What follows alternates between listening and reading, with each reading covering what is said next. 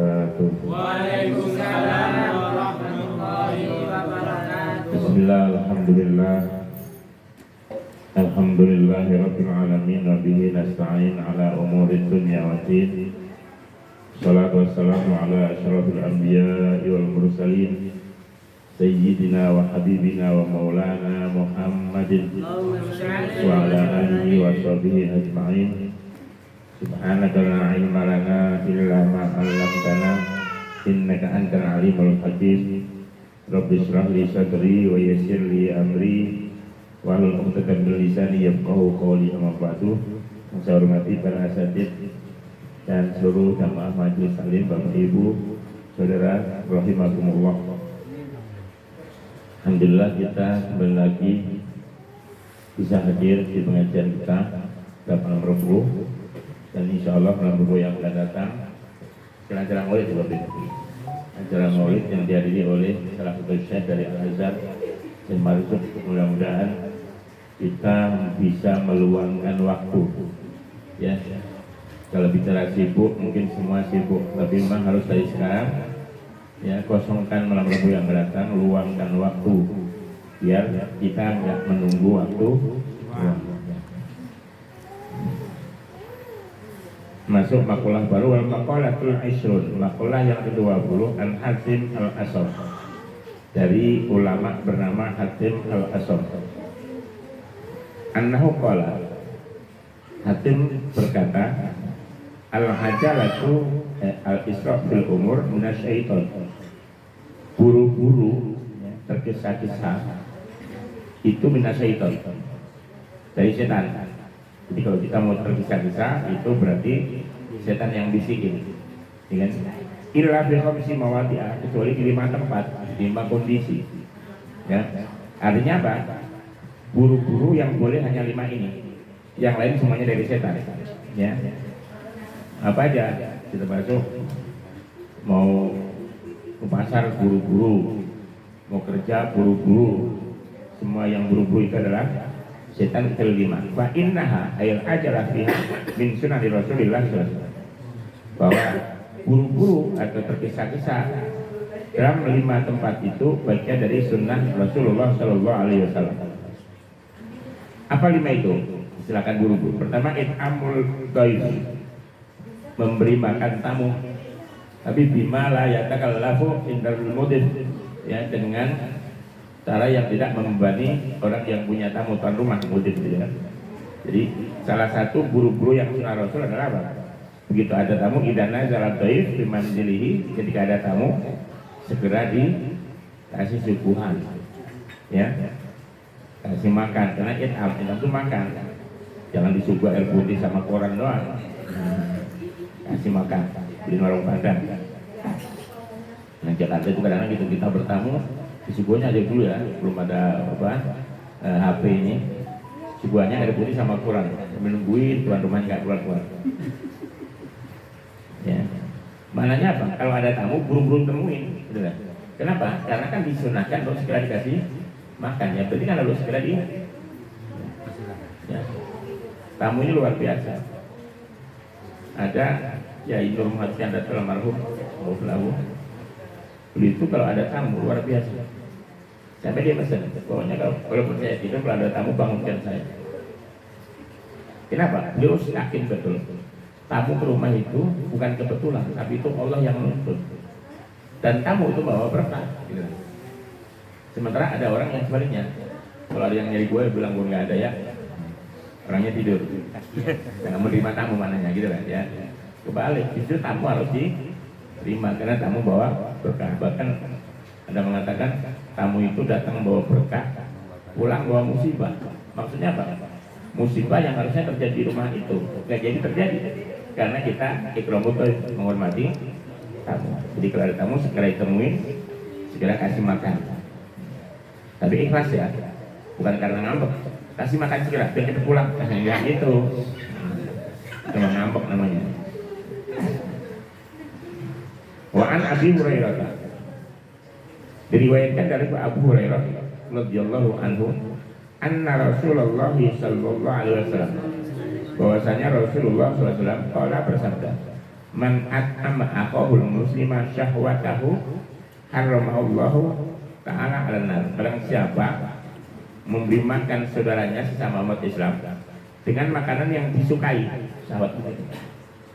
Yang datang misalnya Pak Ubin, hobinya durian, beli durian. Jangan malah sebaliknya, dia mau durian nggak suka, nanti beli durian biar nggak dimakan. Udah tahu kita misalnya hobinya agak suka sate misalnya, sengaja beli sate kambing biar utuh. Itu berarti memang nggak niat ngasih makan. Jadi kalau ngasih makan itu pilih kesukaannya apa. Kamu besok dari Mesir sukanya apa? Nasi kebuli misalnya, siapin nasi kebuli. Di barang siapa memberi makan saudaranya sesuai keinginannya. Pas lagi siang hari ada tamu, lagi aus-ausnya, beliin kelapa muda utuh misalnya. Ya, itu pas tamunya kirang tuh. Ya. Kalau itu dilakukan, kata Nabi, haramallahu ala an-nar. Allah haramkan jasadnya masuk neraka. Jadi kalau ngasih makan sesuai selera tamunya. Ya jangan malah selalu sebaliknya. Udah tahu nggak suka ikan, kasih ikan. Biar cepat pulang, bisa juga makan. Nggak gitu. Kasih makanan tamu sudah. Jadi kalau perlu kalau mau ada tamu ke rumah, tanya. Si Anu mau ke rumah, dia sukanya apa ya? Tadi info. Oh dia sukanya misalnya pecel lele, beliin pecel lele. Dia sukanya apa? Durian, beli durian. Dia suka mancing, ajak mancing. Ya, itu nindangin tamu, ya.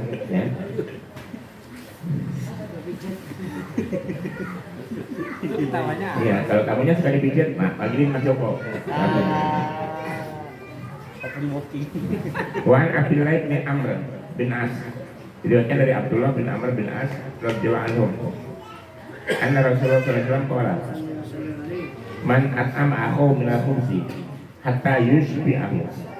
Barang siapa ngasih makan saudaranya dengan roti sampai kenyang. Jadi orang ngasih roti ke saudaranya sampai kenyang. Wa saqahu min al-ma' hatta yurwiyahu. Kasih minum sampai puas. Jadi kalau ada orang ngasih makan saudaranya sampai kenyang, kasih minum sampai sampai puas, ya. Ba'uda minan nar sab'a khanatik.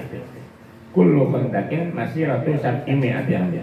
Maka dia dijauhkan dari neraka sejauh jarak 7 parit. Masing-masing parit itu perjalanan di 700 tahun. Maksud gini, kalau ada parit sebenarnya ada kalau dulu got ya, apa got besar, kalen ya. Tapi ini kan kalennya besar. Jadi parit itu ada yang lebarnya bisa ditempuh dengan jalan kaki selama 700 tahun. Gila, kita jalan 700 tahun sampai mana kira-kira?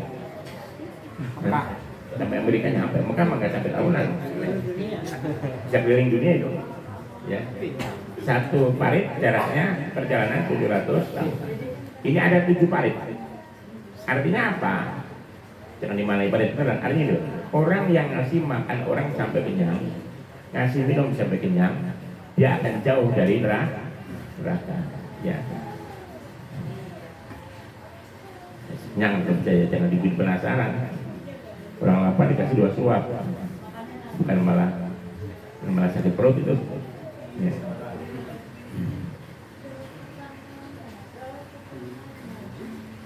Buat tajhizul mayit nomor 2. Ya, jadi buru-buru tergesa-gesa itu adalah perbuatan setan. Kecuali 5 tadi. Pertama, memberi makan tamu.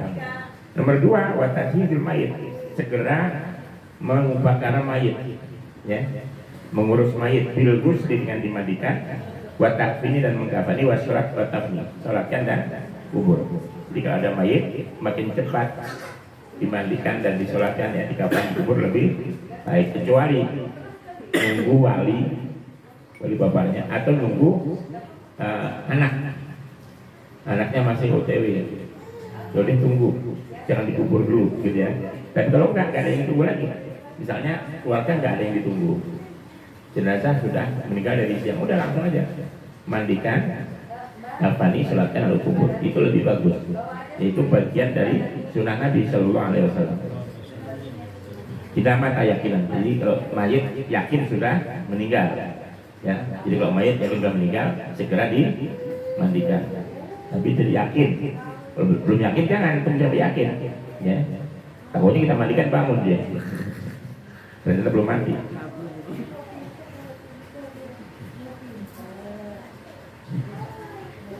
Ruwiya annahu sallallahu alaihi wasallam, diriwayatkan bahwa Nabi sallallahu alaihi wasallam qala bersabda, inna awwala ma yujazal mu'minu ba'da mauti. Sesungguhnya pertama kali orang mukmin mendapat balasan, diberi balasan setelah meninggal. An yughfar li jami' man tabi'a janazah. Dimaafkannya semua orang yang mengikuti jenazah. Artinya orang yang mengikuti jenazah orang mukmin ini diampuni Allah sebagai balasan kepada orang mukmin. Orang mukmin yang baik, maka orang yang mengikuti jenazahnya juga akan mendapat pahala karena melihat mukminnya tadi. Beda kalau yang mati bukan orang baik, kita nggak dapat apa-apa kecuali ya sekitar hakul muslimin. Tapi ini janjinya, kata Nabi, kalau orang ya, jadi orang mukmin itu begitu meninggal, balasan pertama yang diterima adalah diberikannya maaf kepada orang yang mengantar jenazah, ya, apalagi yang diantar orang soleh, ya. Kenapa? Allah mengampuni orang yang mendoakan jenazah jika jenazah memang termasuk orang yang dimaafkan oleh Allah. Artinya apa? Kalau jenazah yang kita doakan, yang kita sholatkan orang-orang baik diampuni oleh Allah, maka kita yang mensolatkan juga diampuni oleh Allah Subhanahu wa ta'ala.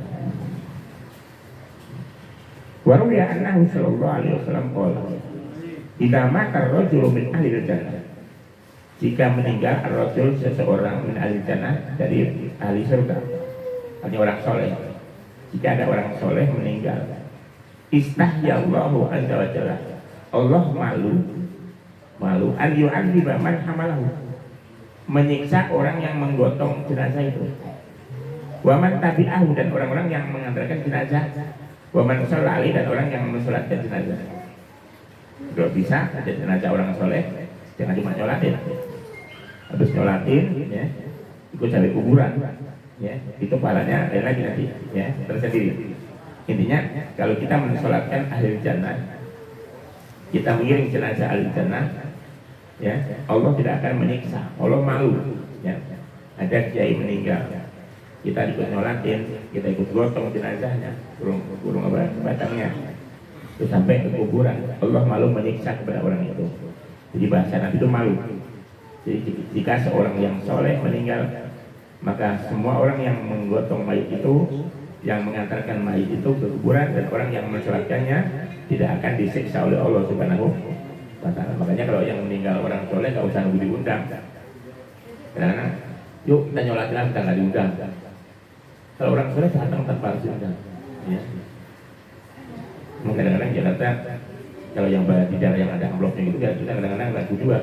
Takutnya kita nggak diundang datang, tengahnya nyari amplop, gitu ya. Padahal amplop kalau saya nggak bisa pakai buang-buang amplopnya maksudnya.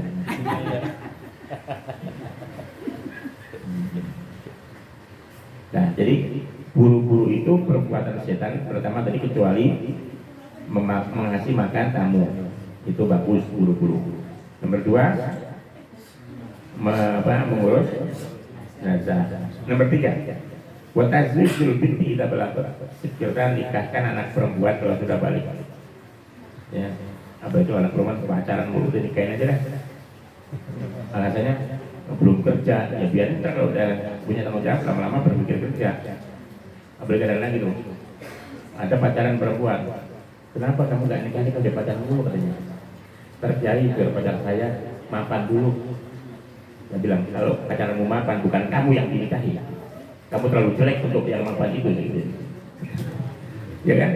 Kita biar pacarnya mapan, itu pacarnya mapan yang mapan dia, belum tentu. Tidak tahu lebih banyak yang cantik gitu kan. Jadi gimana? Ya udah kalau waktunya udah dia dewasa, udah balik, daripada pacaran nikahi. Itu perbuatan sunnah Nabi Sallallahu Alaihi Wasallam. Man zawwaja, para Nabi Sallallahu Alaihi Wasallam, man zawwaja bintan tawwajah, dari kata tawwajah dan fa'ala, tawwajahu Allahu yaumul qiyamah tajal muluk. Orang yang menikahkan anak perempuannya, maka nanti dari kiamat Allah akan mengenakan kepalanya mahkota para raja. Ya. Di akhirat nanti dia pakai mahkota seperti mahkota para raja bagi yang menikahkan segala anak perempuan.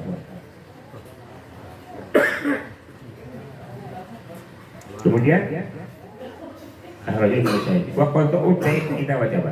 Nomor 4. Segera bayar utang. Jadi bayar utang segera itu lebih bagus. Kita wajib ke anja jauh. Hanya udah waktunya bayar, udah datang apa namanya jatuh tempo. Sudah jatuh tempo ya segera dibayar. Ini bayar utang, buru-buru bayar utang itu bukan setan tapi ajaran Nabi. Ya, jadi yang pertama tadi memberi makan orang, memberi makan tamu, mengurus jenazah, menikahkan anak perempuan, terus bayar utang segera. Ya. Kadang-kadang itu bayar utang, utangnya gampang, bayarnya susah. Sampai nagih utang kayak nagih orang ngemis, gitu kan? Terakhir nomor 5, wa taubatu minadz dzambi idza farata. Diwasni qatala ay taqaddam. Nomor 5, buru-buru yang tidak bagian dari perbuatan setan atau buru-buru yang baik kan? Sunnah Nabi adalah segera tobat jika terlanjur melakukan dosa. Ini Alif bin Umar, diriwayatkan dari Ibnu Umar radhiyallahu anhu. In kunna lana utul Rasulullah sallallahu alaihi wasallam fil majlis yaqul Rabbil firli wa tub alayya innaka antat tawwabul ghafur mi'amal. Maksudnya sungguh innahu sungguh kami pernah menghitung Rasulullah di satu majlis, beliau membaca Rabbil firli wa tub alayya innaka antat tawwabul ghafur sebanyak 100 kali. Rabbil firli wa tub alayya innaka tawwabur. Ini yang dibaca Nabi tapi sebanyak 100 kali.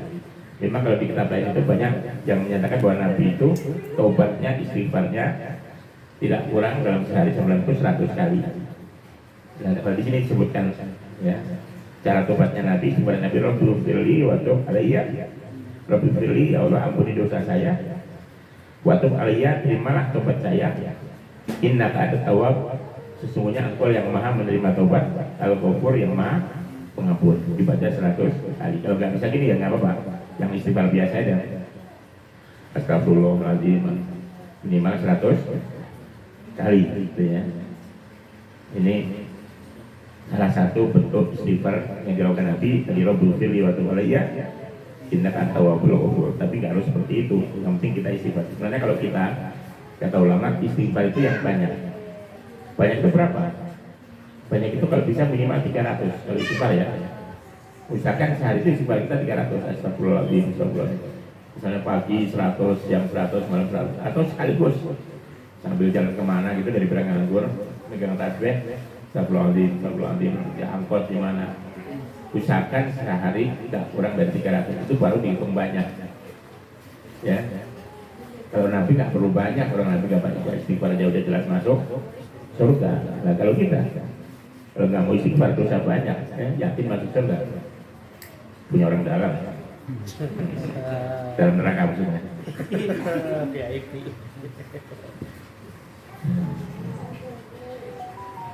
Nah itu dulu intinya dari 5 ya. Buru-buru itu perbuatan yang jelek. Kalau 5, pertama segera kasih makan tamu. Ya, nomor 2 segera mengurus jenazah. Nomor 3 segera nikahkan anak perempuan. Nomor 4 bayar utang. Nomor 5 segera tobat. Ya, tobat dengan segera itu bukan bagian dari setan, tapi dari ajaran Nabi Shallallahu Alaihi Wasallam. Mudah-mudahan kita bisa mengamalkannya. Amin. Kamu punya utang? Amin. Punya cicilan motor ya, cicilan HP. Ya itu aja. Mudah-mudahan ada manfaatnya. Nanti malam Rabu yang akan datang jangan sampai nggak datang, syukur-syukur jamaah datang lebih awal. Mungkin perlu bantuan apa-apa. Ya, jangan kayak tamu agung. Jamaah datangnya pas waktu makan. Gini-gini suruh pulang aja itu. Jadi habis mandi kalau perlu dari sini bantu-bantu apa yang perlu bisa dibantu. Syukur-syukur dari siang apa yang bisa dibantu. Ya, mudah-mudahan nanti acara berjalan dengan baik dengan ini. Dari saya kurang lebihnya mohon maaf. Assalamualaikum warahmatullahi wabarakatuh.